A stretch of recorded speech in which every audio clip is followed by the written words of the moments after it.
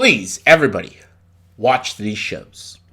Okay. Hey everyone, welcome to the top 10 list. Welcome to my top 10 of the most underrated television shows in my opinion. Yes, these are shows that I would say there's a fan base for all these shows, and a lot of people will agree with me and stuff, but they don't get enough love. There's a lot of times I've talked about a lot of these shows, and people have no idea what the fuck I'm even talking about. So I want to celebrate some overlooked / underrated shows and give you my list. These are 10 shows I just find they need a lot more love. So let's get to it. Coming in at number 10 is a show that's still going on, and that's Heels.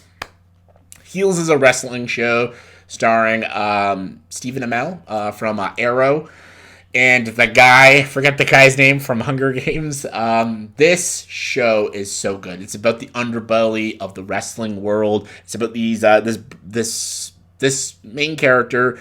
His father passed away, and he started his own independent wrestling foundation. And it's up to his oldest son to take care of it and build it, make it like maybe the next WWE and stuff. And his younger brother, is now he's a wrestler. He used to be an athlete, but now he's like a hero of the wrestling foundation, and the brother is a heel. If you don't know wrestling, a heel is like a villain in wrestling. Like Undertaker was a heel, Randy Orton is a heel. There's a lot of heels. There's villains in wrestling. Vince McMahon himself, in real life, is a fucking heel. So, Heels is such an interesting show. It's such a real look into wrestling and these relationships with these brothers. And, man, just the character arc these two brothers go through in these 2 seasons is just so good. And I'm really hoping for a season 3. I really want a season 3. I don't know if we're getting a season 3. Let me know if we're getting a season 3, but I'm hoping. It's so fucking good. And not enough people are talking about this show. They should. It's so good. It's one of the best shows on television right now. Go on Amazon Prime and watch Heels. It's so good. Coming to number 9 is this comedy sitcom show that I feel like no one has watched and talks about. It's called Yes, Dear. I think this show is so funny.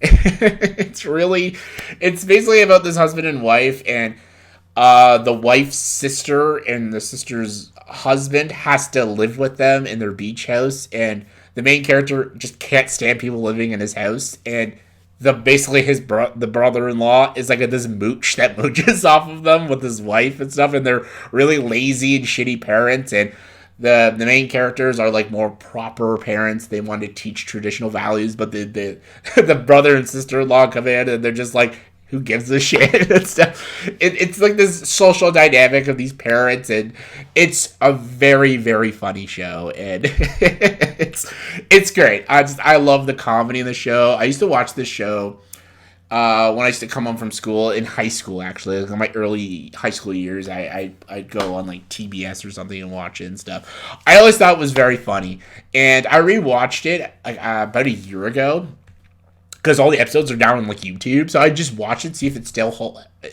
held up and still was funny. It's still hilarious. It's still so funny.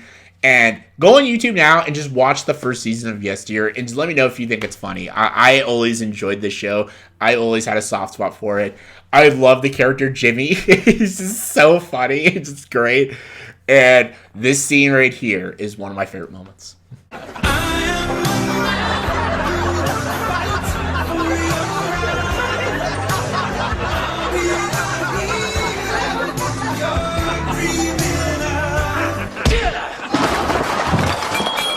All right, coming in number 8 is Over the Garden Wall. Over the Garden Wall is an animated miniseries. It's 8 episodes. It's an animated show about these 2 brothers that are going out trick-or-treating, and they find this weird wall, and they don't know what's beyond it. And when they go over the wall, this garden wall, they enter this weird magical realm that they're trying to basically escape from. And it's up to the 2 of them to help the mystical creatures of this mysterious realm and try to figure out where the hell they are, and is this all just a dream, and is it all in our imaginations and stuff. It's a really great 8-episode series. It's basically the Halloween tree meets Alice in Wonderland. It's a great show. Elijah Wood plays the main brother. Really good voice acting. Melanie Linsky's in the show too. She's really good. The animation's really good. Really smart writing. It's great for the kids, great for the adults. And definitely check it out. Super underrated. You'll love it. All right. Number 7, we're going back to the comedic sitcoms. And this is another one. I grew up with this one, and that's Smart Guy. Smart Guy. Like, everyone grew up with a lot of like the Disney Channel shows. Boy Meets World was always my favorite, and that still to this day it's my favorite. It's one of my favorite shows of all time, Boy Meets World.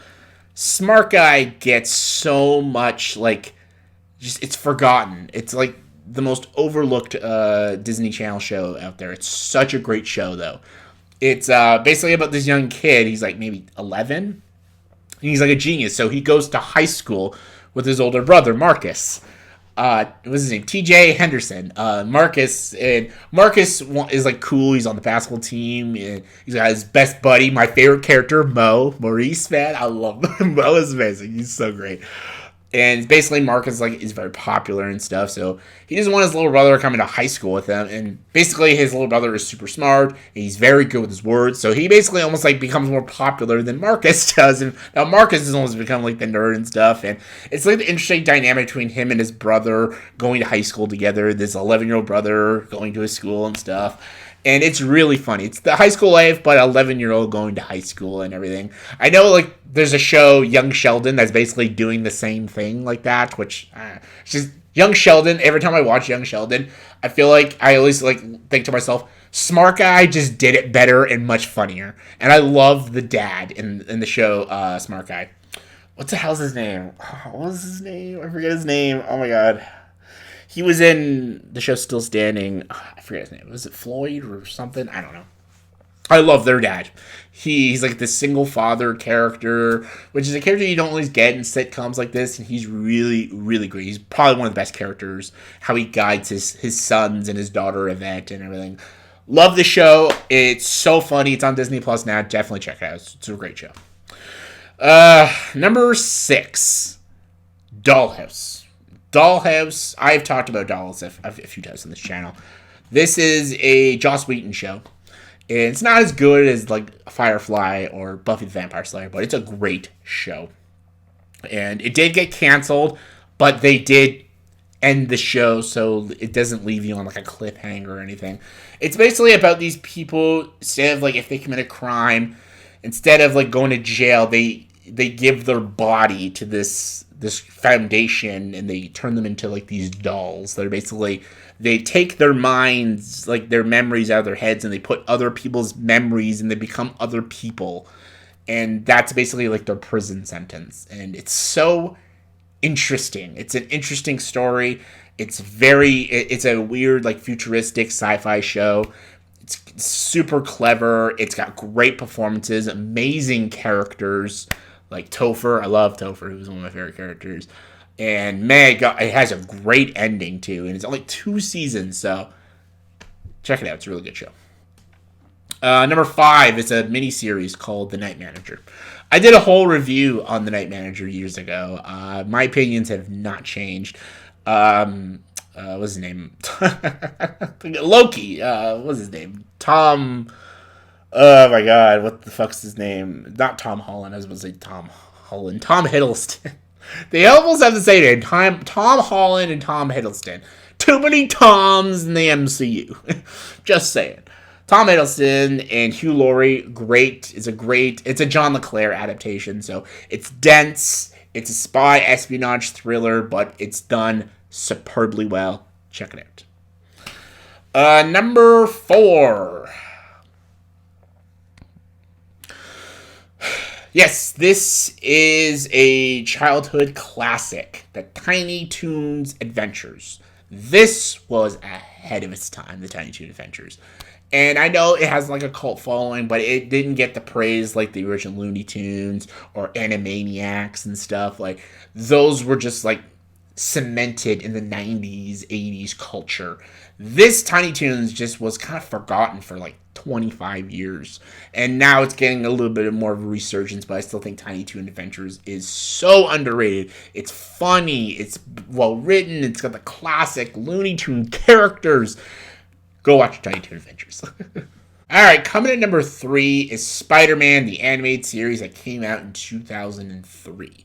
This I don't have to talk about because I did a whole video on it. Go check that video out. Maybe I'll leave a link down below. I did a whole 15-minute review and how I explain how underrated the show is. It has Neil Patrick Harris as Spider-Man and has Rob Zombie as Dr. Connors. If that doesn't tell you, I don't know what to... It's the most unique story. It's one of the most unique and original Spider-Man stories I've seen. I thought it was super cool, super unique, and I actually wish it got a season 2. And yeah, I thought it was great. What do I at? Number 2? Number 2, Dwayne Johnson's Ballers. Ballers was ballin'. Great show. It's a show about an ex-football player becoming a manager and managing football teams and stuff. Dwayne Johnson is great in the show. Rob Corddry is hilarious. It's literally just about the business world of the National Football League. It's fantastic. It's a great show. It's probably Dwayne Johnson's best performance. I wish he did more fucking roles like this, but maybe he will one day. And number 1, my number 1 most underrated show is Terminator Sarah Connor Chronicles. It pains me that this show got canceled and it doesn't have a proper ending. Lena Headey is my second favorite Sarah Connor. She does the role so well. And I know there's been sort of kind of loose. And honestly, when I mean second favorite Sarah Connor, there's 3 Linda Hamilton Sarah Connors. There's Terminator 1, Terminator 2, and Terminator Dark Fate Sarah Connor. Terminator 2 Sarah Connor, and then Sarah Connor Chronicles. Those are my 2 favorite Sarah Connors. And Sarah Connor in this is a great character. Summer Glau is amazing in this show. How it ties into the... If there was just Terminator in Terminator 2 and this television show, the whole story would make so much more sense. Even linked to Terminator Salvation. And I'm not big on these Terminators and stuff because the Terminator, they've beaten that fucking franchise to death and it's fucking annoying. And they really should they should have left well enough alone. But Terminator Sarah Connor Chronicles is so much, it gives you respect of the lore and of the first 2 films. And it makes sense with the story. It's an exciting story.